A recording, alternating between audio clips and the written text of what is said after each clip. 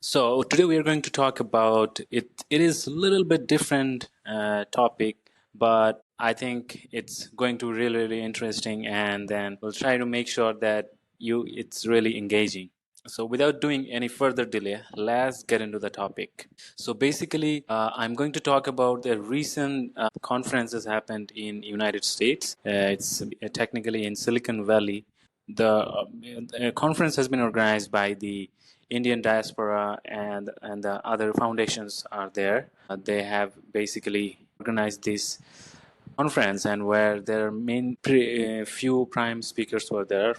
Some spokespersons are Indian American, and then some of them are working in the Washington D.C. office with the New Delhi office. So they're trying to collaborating with American government and Indian government, although they are Indian diaspora I'm talking about.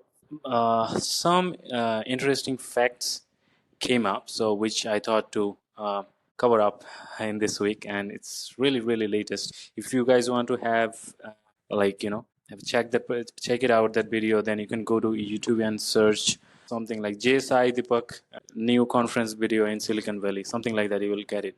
So why I mentioned JSI Deepak? Probably you have know about him. He is one of the renowned Supreme Court lawyer for the land and litigation, specifically the religious litigation.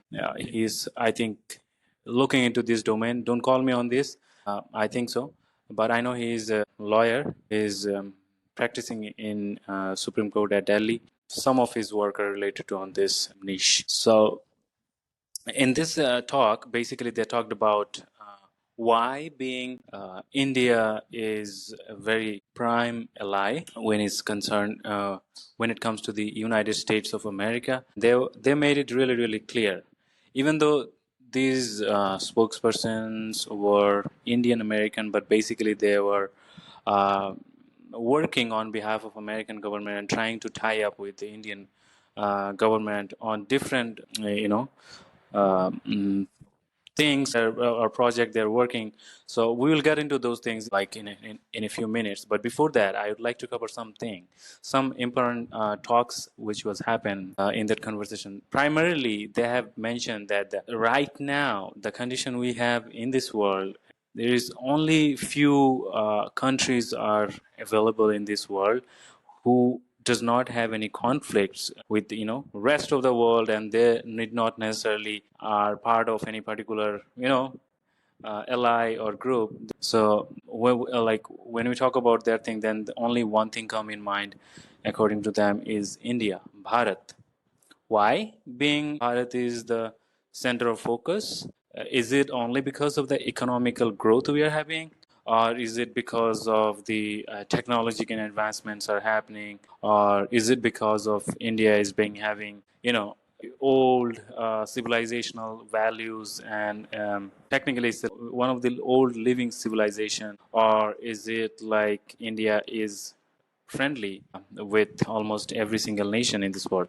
So, what are the main reasons? I would say short answer is yes to everything, and it's pretty much amalgamation of everything. So, when I talk about the cultural, reclamation in India, there is a really I would say it's a national level awakening is happening. Not only within this land of Bharat, we are called, is outside the India. The Indian diasporas are like almost in America. If I only talk about is more than 5 million Indian Americans, and over 2 millions are in process. So if I talk about outside like India, they're probably close to 30 to 40 million people right now, those who are having maybe Indian passport or maybe their passport got changed. Anyway, so when I talk about the Indian diaspora, it really plays a vital role in order to reshaping or making narratives outside the country, because within the country we can do as much as we can with the help of media, other platforms. Outside the nation, they're the one who is working on this. So they primarily hammer on that India is having one of the oldest living civilization right now in this world, and because of the value ethics, probably the right word would be the civilizational values we have, and because of that, primarily is of course is because of the Hindu religion, because Hindu is the oldest religion in India, and I think it is not controversial, but it is a fact. Sanatana Dharma is the oldest religion, uh, probably right now in the world, because we do not have any other proofs of other religion. Anyway, so this is not the even topic we're getting into. So they said, according to them, being able to India is being able to solve all these kinds of critical conflicts in the world, which is not possible for other nations even to get into, because most of the nations, they are having their, some of their allies, some of their, against them, they're into different groups, which is not the case in the case of India. So they emphasize, because of its civilizational value, and the culture is really evolving, is continuous evolving, and because of that, the leadership right now in India, they're able to hold that thing in the global arena. And India is really, really pretty clear, and when it comes to the national like policy, when it comes to the external affairs with other countries. So those are the things they highlighted. They also said there is a cultural reclamation is happening within the country, and especially within the youth, and which is a great thing. They are not now like so-called those Marxist leftist and wookist, those who brainwashed. They have been brainwashing, by the way, so far, uh, through the different domains within the country, through media, educational institute, to corporates, and you name it, through NGOs and all kinds of BS they have been doing. But it's somehow, it seems like it's not working anymore, because the method, the system they had is kind of now orthodox. It's not working anymore, and because of that, there is a, you know there is a reclamation upsurge is happening within the country, among the, especially among the youths.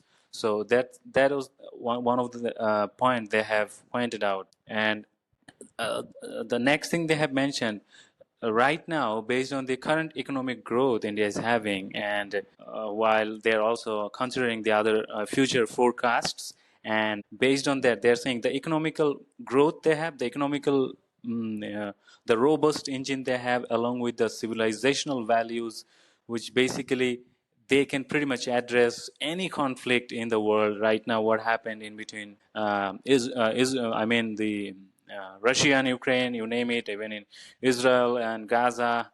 So India has been playing their own role, and it's pretty much clear where exactly they stand. Not in influence of anyone, any big eyes or anything. India is pretty much clear what they exactly they stand for.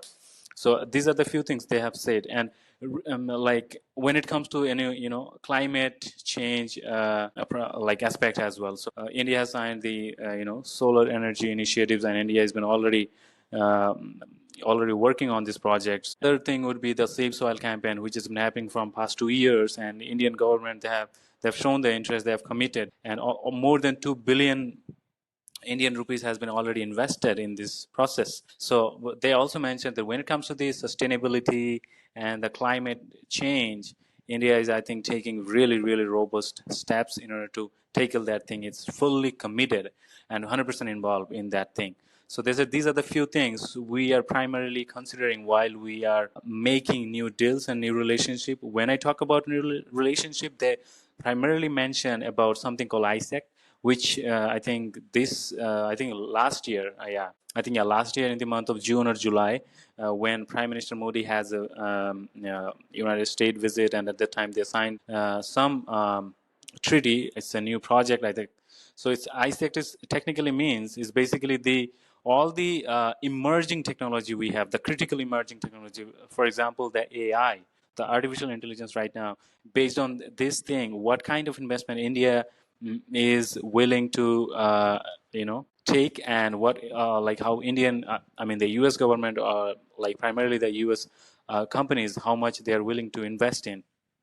Like next thing would be military, in terms of the in terms of upgrading the military, what kind of technology. So because they are thinking India is going to be one of the latest technology having in the area of military.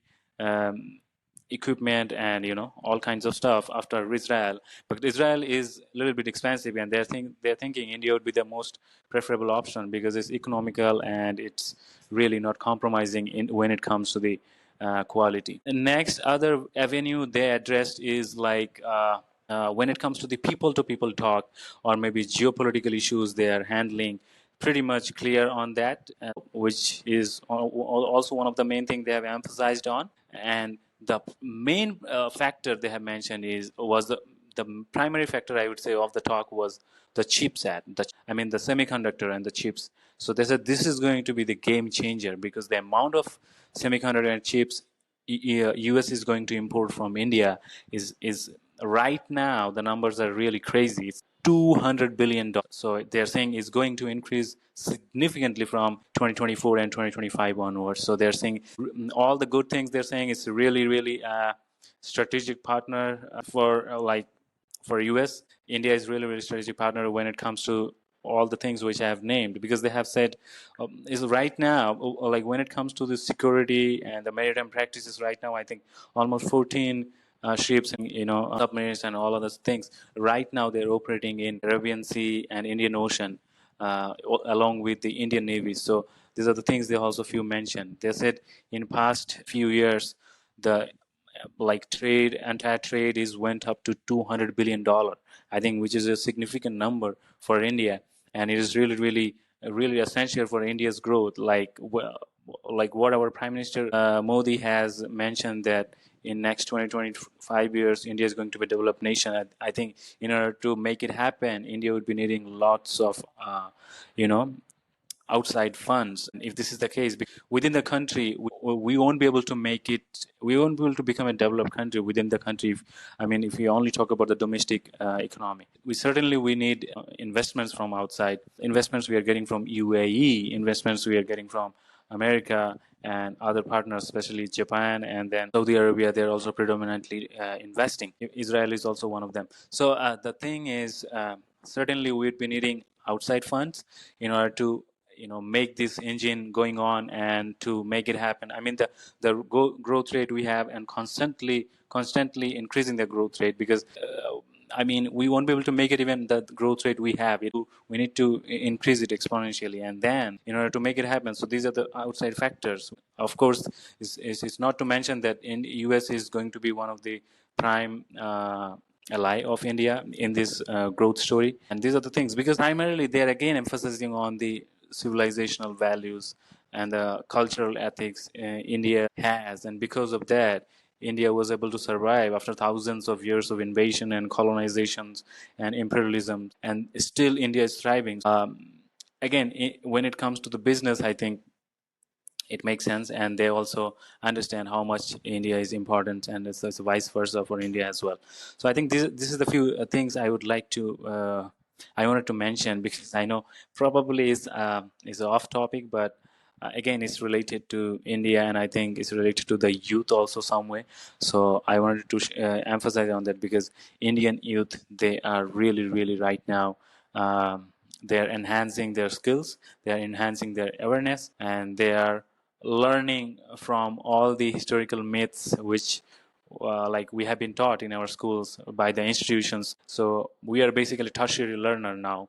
We have done our schools graduation, everything's done, we are working. Some of them probably a family, we're learning from other sources. These are independent writers, they're coming up with recent research work they have done, and they're coming up with a great they're revealing all these historical myths. All right, having said that, we will be slowly shifting gears in terms of the topics.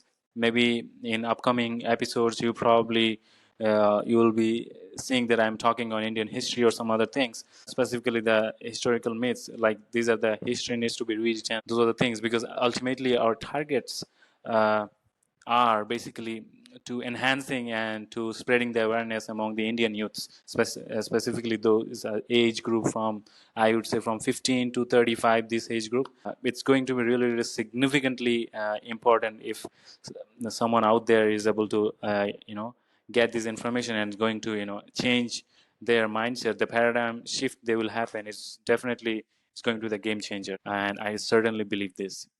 All right. With having said this, we'll see you in the next episode. Over and out.